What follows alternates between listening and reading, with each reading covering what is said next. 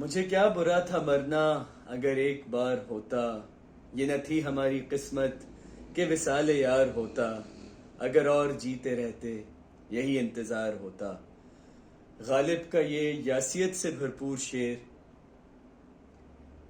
गंगूबाई काथियावाड़ी के आगाज में इस्तेमाल होता है। The film begins with this शेर as a teenage girl is being dressed as a sex worker, और उससे एक फिल्म का आगाज होता है जो फिल्म काठियावाड़ का एक इलाका है जो कि बेसिकली रेड लाइट डिस्ट्रिक्ट है, रेड लाइट जोन है, जो अपने सेक्स वर्कर्स के लिए मशहूर है। और वहाँ जिस तरह खवातीन को लाया जाता है, एक्सप्लॉइट किया जाता है, ओवरऑल थीम फिल्म की वहाँ से शुरू होती है। मजीद मौजू पे बात करने से पहले और ये दावा करने से पहले कि क्यों संजय लीला भंसाली हमेशा एक ही फिल्म बनाते हैं, बहुत से लोगों ने मुझसे पूछा कि राफे भाई क्या ये वही काठियावाड़ है जो काठियावाड़ी छोले मिलते हैं हमारे यहाँ? जी, ये बिल्कुल वही काठियावाड़ है। मसला सिर्फ ये है कि बॉलीवुड अमूमन रे को जो है वो डी से लिखता है, जिस वजह से हमारी सड़क उनके यहाँ सड़क हो जाती है, जिस वजह से बड़े इंडियन दोस्तों को जब आप कहते हैं कि भाई वो तुम्हें छोड़ के जा रहा है तो हम CHORH लिखते हैं और वो CHOD लिखते हैं, which becomes the butt of all jokes. So yes, that is the Kathiawar. और ये फिल्म एक बड़ी अहम फिल्म है क्योंकि we were set to see Alia Bhatt like never before. She delivered completely. At the same time, we were anticipating something extraordinary from Sanjay Leela Bhansali. But like always, like Javed Akhtar once said, कि संजय लीला भंसाली की जो फिल्में हैं, they are like good essays in a good handwriting. कि एक आम से ऐसे होता है, बस इतना खूबसूरत लिखा हुआ होता है कि आपका पढ़ने का बार बार दिल चाहता है। यही चीज उनकी art direction, production design, ambitious sets, खूबसूरती, रंग बिरंगी चीजों का जो वो इस्तेमाल करते हैं, वो सब इस फिल्म के अंदर है। लेकिन ये फिल्म जब शुरू होती है, ये शुरू होती है गंगूबाई के इन सम वेज फ्लैशबैक के साथ। एक बच्ची है जो रेड लाइट एरिया में आई है, वो वहां से भागना चाहती है। Gangubai who is now the very much, the matriarch, the tribal leader of that, the mohalla leader of that area, not yet the president, वो आती हैं और वो कहती हैं कि that what is happening here, और वो फिर कहती हैं भाई या तो तुम मर जाओ या तुम इसी कोठे पे जिंदगी गुजार लो, because that is exactly what happened with Alia Bhatt. So she sees herself in that teenage girl. और वहां से शुरू होता है एक फ्लैशबैक कि किस तरह वो एक मजिस्ट्रेट की बेटी थी और उनका होने वाला शोहर उनको बॉलीवुड में ब्रेक देने के चक्कर में लाया और एक कोठे पे बेच के चला गया। You have countless of stories with such plots, with such ploys, and all of them are equally interesting. जो ओवरऑल थीमेटिक चीज है जिसकी तारीफ करनी चाहिए वो ये है कि आलिया भट्ट इस फिल्म के अंदर गंगूबाई ये तहिया कर लेती हैं कि जो मुझ पे गुजरी है वो औरों पे नहीं गुजरेगी। So the film is also about bearing the weight of change, कि किसी एक को ये पलड़ा उठाना होता है, ये कदम उठाना होता है of change, of looking at things differently. जिस वजह से गंगूबाई को शुरू में गंगू को और फिर गंगूबाई को बड़े एक स्ट्रॉन्ग कैरेक्टर की तरह स्टेब्लिश किया है, अपराइट कैरेक्टर जो चीजों को चैलेंज करती है। थोड़ी सी उसके अंदर एजेंसी इस वजह से भी है कि वो जरा 19 पढ़े लिखे बैकग्राउंड से आई है, सब में से ज्यादा गोरी है, खूबसूरत है, खत वत लिख लेती है, but essentially she is someone who resisted and eventually became a part of the system. शुरू के कुछ सीक्वेंसेस बहुत अच्छे हैं जिनको देखने के बाद मैं परेशान हो गया था कि कितनी अच्छी फिल्म संजय लीला भंसाली ने बना दी है, contrary to expectations, specially the exchange that she has with individual sex workers.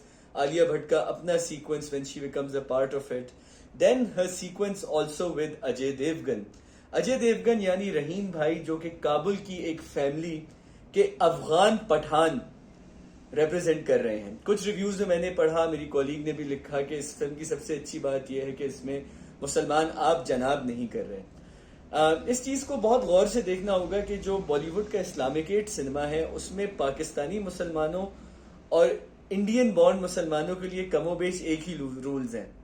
सही, पाकिस्तानी मुसलमान उल्टा थोड़ा सा खूबसूरत दिखाते हैं। जैसे I often make this joke that when India has to make show an ISI agent, they show Katrina Kaif, and when we have to show a raw agent, we depict Shafkat Cheema. Although War में थोड़ा बहुत change हुआ था because we had Misha Shafi, but not really. So let's not digress from it. The good thing about the Ajay Devgan sequence for me was not just Aap and Janab, but also the fact that उन्होंने बहुत ही Pashtun magnanimity को अच्छे तरीके से explore किया. Because here is someone who's very much, some sort of an area lord, could be a tribal lord. He also runs alcohol का business, उल्टे सीधे business, जहाँ उसका एक मेल ईगो भी है कि वो बहन वाली चीज आ जाती है कि मैं अपनी बहन को धंधा नहीं करने दूंगा. But at the same time, he believes in his बहन's enterprising attitude. तो in many ways वो जो एक पश्तून मैग्नानिमिटी है और वो जो औरतों की रिस्पेक्ट है जो अक्सर अब उस कल्चर में नहीं नजर आती है, जिस तरह उसको रिप्रेजेंट नहीं किया जाता, वो इस फिल्म में दिखाई है. और परहैप्स बॉलीवुड में ये ट्रोप आपको इतना कम देखने को मिलता है कि उन्होंने कुछ आइडेंटिटीज से इसको एसोसिएट कर दिया है. So that was a very good, I would say, take on the value system there. Then Sanjay Leela Bhansali शुरू होते ही वो जब आलिया भट्ट अपने फ्लैशबैक में जाती है और जाते ही गरबा करने लगती है, I think many people must have pointed it out. It looks exactly like so many songs Deepika has done before. कुछ पद्मावत के, कुछ गलियों की गोलियों की रसीला रामलीला के. और मुझे थोड़ा सा अब जो है ना संजय लीला भंसाली का जो गरबा सीक्वेंस है ना, वो अब रिडंडेंट लगने लगा है कि ठीक, you did those dances and you have same person wearing a ghagra choli doing something, but let's get to the plot of the film. अच्छा, प्लॉट बड़ा मजेदार है. जर्नी है गंगूबाई का from a sex worker to the president of the area. But with time the plot sort of starts losing its charm, its charisma. और वो कैसे? अच्छा, पहले तो जी eventually Gangubai when she becomes a matriarch, the head of the कोठा, she falls in love. ठीक है, शी फॉल्स इन लव, और वहां पे उसी तरह जैसे सावरिया में थी एक साइलेंट कोरियोग्राफी जिसमें इशारों से बातें होती हैं, जिस तरह से रामलीला के बड़े गाने कोरियोग्राफ हुए थे, उस तरह से वो सारे गाने कोरियोग्राफ हुए, which I personally don't find very appealing. क्योंकि फिर अगेन वो सारी इशारों में गुफ्तगू, आंखों से मोहब्बत थोड़ी सी रिडंडेंट हो चुकी है. स्लो मो शॉट्स और एक फ्लर्टियस सा एनवायरमेंट. बिकॉज होता उसके बाद यह है कि Gangubai falls in love with this guy and then to secure her election she makes him get married to someone, which is a great sacrifice that she's ready to do for the women of Kathiawar, जिससे आपको ये पता चलता है कि हाँ जी, ये कुछ भी रिस्क कर देगी. In the middle of that, Razia by का एक सीक्वेंस आता है जो कि उसकी इलेक्शन में कंपेटिटर है. विजय राज ने प्ले किया है. Dangerous trans person, dangerous vibes, dangerous one liners कि जब हम दो ताली हाथों से ताली बजाते हैं तो सब इसमें पिस जाते हैं. लेकिन उसको गंगूबाई ने इतना सीमलेसली खत्म कर दिया कि मुझे तो लग रहा था कि अब ये फिल्म इवेंचुअली जाके will become a struggle between Vijay Raj and Alia Bhatt. Because उस फिल्म का बड़ा अच्छा प्लॉट ये होता है, जैसे वो कहने लगती जितनी भी औरतें एक हो जाएं हमारा मुकाबला नहीं कर सकती.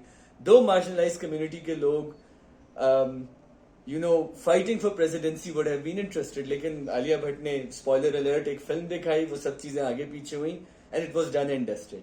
मजेदार बात ये, इलेक्शन होते हैं, आलिया भट्ट जीत जाती हैं, उसके बाद भी विजय राज कहीं नहीं होती. आपने रजिया बाई को इस तरह से स्टेब्लिश किया था as if she will be the arch nemesis. और वही चीज प्रोमो में भी स्टेब्लिश हुई थी, फिल्म में भी स्टेब्लिश हुई थी. So I was waiting for someone to create problems for Gangubai now that she has the throne, and no one really does that. She eventually becomes an NGO worker. और NGO worker भी किस तरह के जी, बच्चों के school में पढ़ाएं. हाँ, life one liners बहुत अच्छे हैं, जर्नलिस्ट का रोल बहुत अच्छा है बच्चों के ऊपर कि जी बच्चों को दाखिला, but things get way too easy for her, जहां things should have gotten a lot more difficult. क्योंकि एक चीज आपको मिल गई, जैसे वो कुबलाई खान कहता था कि गद्दी हासिल करना आसान है, गद्दी पे बैठना मुश्किल नहीं है. तो मुझे ये लगता है कि थोड़ा सा आलिया भट्ट और स्पेशली जो कंटेम्प्रेरी टाइम की नीड है to subscribe to notions of token activism. मैंने किताब नहीं पढ़ी माफिया क्वींस ऑफ मुंबई कि उसकी क्या ऑफ बॉम्बे, उसकी क्या कहानी है, लेकिन इसमें मुझे एंड में लगा कि वो जो पूरी तकरीर, वो बच्चों का स्कूल, वो सारी चीज, I was looking for the problems that will be created for Gangubai, पर वो कोई प्रॉब्लम नहीं. और फिल्म इवेंचुअली ऐसे पिक करने बाद यूं इट गोज डाउन. और वो ना रजिया भाई कोई प्रॉब्लम क्रिएट करी, वो सबसे बड़ी गैंग लेडी है उस टाउन की, वो कुछ नहीं करती। आलिया भट्ट पे एक दो हमले करवाती, कुछ करवाती, no, that she just vanishes into thin air. Performances अच्छी हैं, बिल्कुल परफॉर्मेंसेज अच्छी हैं। I wouldn't say this is Alia's best performance for me. Her best performance was Highway, which is I feel Imtiaz Ali's best film to date. But at the same time, मुझे इस film के साथ ये लगा कि इस कॉन्सेप्ट के अंदर बहुत पोटेंशियल था, and it needed a director who understood the narrative tropes a lot more thoroughly, क्योंकि things got way too easy for Gangubai eventually, क्योंकि film picks up very nicely. आप कहते हैं ओ अच्छा है, okay may be now there is some sort of conflict. तो जो कॉन्फ्लिक्ट है वो शुरू का है, बिल्कुल शुरू में आपने इतने छोटे छोटे कॉन्फ्लिक्ट स्टेब्लिश कर दिए हैं गंगूबाई के लिए कि the only conflict in the film, the only prominent conflict in the film is will she come to terms with the fact that she is now a sex worker. उस पर time भी लगा हुआ है, उस पर रिसर्च भी हुई है। उसके बाद it's just a bunch of sequences, प्यार हुआ, प्यार को कॉम्प्रोमाइज कर दिया, ये कर दिया, और मतलब किस स्टेक पे जाके किया। वो 27 साल की एक लड़की है जिसने उसके अपने महबूब किसी और से प्यार करने को कह दिया, शादी करा दी, फिर गाड़ी में बैठ के यस उसके पास रोई, but then nothing really changed for her. And ये कोई जस्टिफिकेशन नहीं है कि no because she was so driven for women she let it all slip through it. मुझे लगता है कि इसके अंदर बहुत एक मेजर कॉन्फ्लिक्ट की कमी थी, स्पेशली जब गंगूबाई के अपने स्टेक्स इतने हाई कर दिए थे, और वहां जाके film loses its charm and just relies on pointless tropes, just relies on you know, अच्छा एक जर्नलिस्ट का रोल आ गया। मुझे तो लग रहा था कि एंड में वो कोई स्कूल वूल भी बनवा दे देंगे गंगूबाई से, ये सब कुछ भी करवा देंगे, कोई गंगूबाई को बहुत बड़ा एक्टिविस्ट भी बना देंगे, वो दुनिया भी चेंज कर देंगे, जैसे बोल के एंड में हुआ था ना, अचानक उन्होंने एक होटल वोटल बना दिया था, क्या था।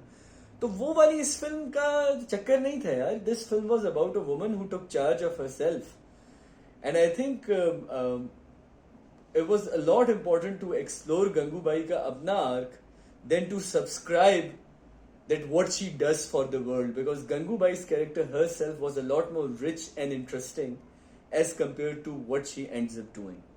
मैं इस फिल्म को 2.2 2.5 स्टार से ज्यादा कभी नहीं दूंगा।